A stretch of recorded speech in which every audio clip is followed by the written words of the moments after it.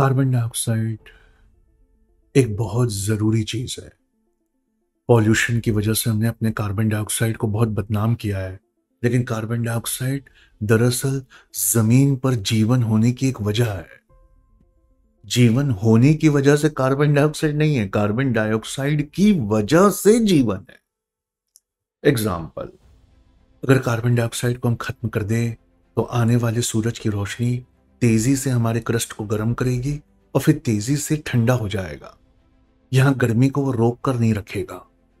अगर हम carbon dioxide को खत्म कर दें, तो रात का तापमान इस कदर गिर जाएगा कि हम ठंडी से ठिठुर के मर जाएंगे। कार्बन डाइऑक्साइड हमारे प्लानेट को गर्म रखने के लिए बहुत ज़रूरी है, पर कार्बन डाइऑक्साइड उससे ज़्यादा ज़रूरी प्लांट्स के लिए है। ये उनमें फोटोसिंथेसिस करता है। ये उनमें खाना बनाने, खासकर कार्बोहाइड्रेट्स जो फोटोसिंथेसिस से बनता है। इसका कार्बो और हाइड्रेट, हाइड्रेट पानी से आता है और कार्बो कार्बन से आता है। दुनिया में जितने भी ऑर्गेनिक कंपाउंड्स हैं, हमारे डीएनए, हमारे प्रोटीन, हमारा खाना, कार्बोहाइड्रेट, ये सब चीजों में कार्बन मिलता है। कार्बन अगर अच्छी तरह जला हो तो कार्बन डाइऑक्साइड बनता है, वरना कार्बन मोनोऑक्साइड बनता है। और फिर ये कार्बन डाइऑक्साइड वाटर और सनलाइट के साथ मिलकर कार्बोहाइड्रेट बनाता है, जो प्लांट्स अपने अंदर स्टोर करते हैं और फिर उन्हें खाने वाले ग्रेजर और फिर ग्रेजर को खाने वाले प्रेडेटर्स, सबके अंदर एनर्जी आती है। जब हम सांस लेते हैं तो अपने खाने से एनर्जी को पैदा करते हैं। उस खाने में से कार्बोहाइड्रेट जो रिलीज होते हैं, उसमें से कार्बन ऑक्सीजन के साथ कंबाइन होके कार्बन डाइऑक्साइड बन के बाहर निकल जाता।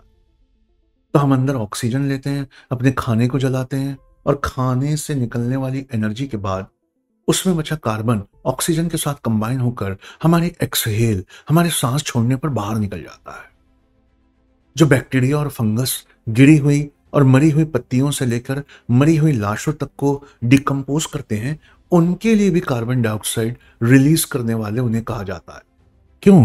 क्योंकि ये पत्तियां और डेड बॉडीज और मल मूत्र को डिकम्पोज करते समय उसके अंदर के कार्बन को रिलीज करते हैं। ऐसा कहा जाता है कि अगर ग्लोबल वार्मिंग बढ़ी तो छिछले पानी के जितने भी लेक्स हैं वो सारे इवेपोरेट हो जाएंगे और इन छिछले पानी के लेक्स के बॉटम में मरे हुए जीव जंतु और झाड़ के अंदर जो जो कार्बन स्टोर है वो रिलीज हो जाएगा। तो अगर छोटे सारे छिछले यानी शैलो वाटर की जितनी वाटर बॉडीज हैं, अगर ये सारी भाप बनकर उड़ गई, तो इसके अंदर जो कार्बन स्टोर हुआ हुआ है वो सारा कार्बन आसमान में रिलीज होकर ट्रोपोस्फियर को और गर्म करेगा। इसलिए थर्मल पावर प्लांट से जब हम कार्बन को रिलीज करते हैं, अपने व्हीकल से जब हम कार्बन को रिलीज करते हैं, ऑयल और नेचुरल गैस से जब हम कार्बन को रिलीज करते हैं, हम कोयले और पिटी सॉइल से जब कार्बन को रिलीज करते हैं, हम फॉसिल फ्यूल को यानी पेट्रोल और डीजल को बर्न करके जो कार्बन को रिलीज करते हैं, ये कार्बन घूमकर प्लांट्स के जरिए फिर वापस जहां से आया वहां चला जाता है।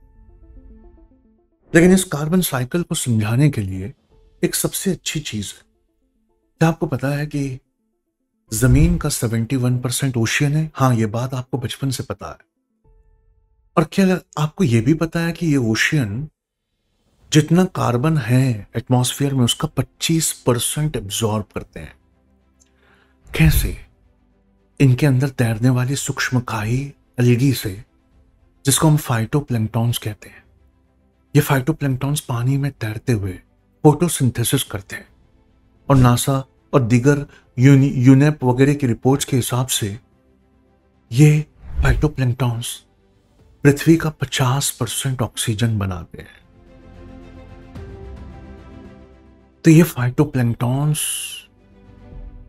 25% कार्बन को खींचकर उसे खाने में कन्वर्ट करते हैं। क्या आप ये बात भी जानते हैं कि बारिश के सीजन में कार्बन डाइऑक्साइड बेतहाशा कम हो जाता है? क्यों? क्योंकि बारिश से पेड़ों में फोटोसिंथेसिस होता है और कार्बन को कार्बोहाइड्रेट में कन्वर्ट किया जाता है, और इस कार्बोहाइड्रेट का खाना, इसमें कार्बन लॉक हो जाता है। लेकिन सूखी और पतझड़ के मौके में ये कार्बन तेजी से बाहर आता है। तो एक एग्जाम्पल है, जो वाइल्ड फायर कैलिफोर्निया में लगी है, उसने बेतहाशा कार्बन को रिलीज किया है। इतने लाख टन कार्बन को रिलीज किया।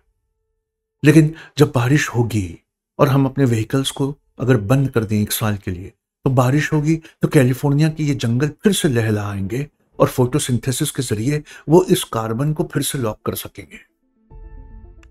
कुछ लोगों का कहना है कि बड़ी खूबसूरत बात कि बड़ी मछलियां जितनी बार सांस लेने ऊपर आती हैं, वो अपने अंदर से एक नाइट्रोजिनस फर्टिलाइजर निकालती हैं। और ये नाइट्रोजिनस फर्टिलाइजर जब वो एक्सक्रीट करती हैं, तो इसके पैदाइश से फाइटोप्लैंक्टॉन्स बहुत बड़ी तादाद में पनपते हैं। तो डॉल्फिन, शार्क और व्हेल का ऊपर आना एक नाइट्रोजिनस फर्टिलाइजर को छोड़ता है। और ये नाइट्रोजिनस फर्टिलाइजर जब छोड़ता है, तो सूरज की रोशनी में ये सूक्ष्म काही फाइटोप्लैंक्टॉन्स जो फोटोसिंथेसिस करके 50% पृथ्वी का ऑक्सीजन पैदा करती है, ये और पनपने लगती है। कुछ लोगों का कहना है कि हमें पाइपलाइन बनाकर कार्बन को सी बेड में इंजेक्ट करना चाहिए, ताकि समुद्र तल में जाकर कार्बन हमेशा के लिए लॉक हो जाए। तो कुछ लोगों का कहना है कि हमें सीवीड यानी समुद्री घास, जिसे हम केल्प कहते हैं, जिसके जिसके बड़े बड़े जंगल कैलिफोर्निया में है, ऐसे पानी के अंदर जंगल उगाकर हमें इसमें कार्बन को लॉक करना चाहिए। तो कुछ लोगों का कहना है कि कोरल, जो अपने अंदर से कैल्शियम कार्बोनेट को सिक्रीट करते हैं, उसमें कार्बोनेट ये कार्बन से आता है और कैल्शियम नदियों के पानी के साथ बहकर आए कैल्शियम से आता है। तो कोरल पॉलिप्स या कोरल की हमें संरक्षण करना चाहिए, ताकि जिससे ये कार्बन कैल्शियम कार्बोनेट बनकर लॉक हो सके। लेकिन जब से हम कार्बन डाइऑक्साइड बढ़ा रहे हैं, चीजें खराब हो रही हैं। कैसे? आइए अगली नाइट्रोजन साइकिल में मैं आपको बताता हूं।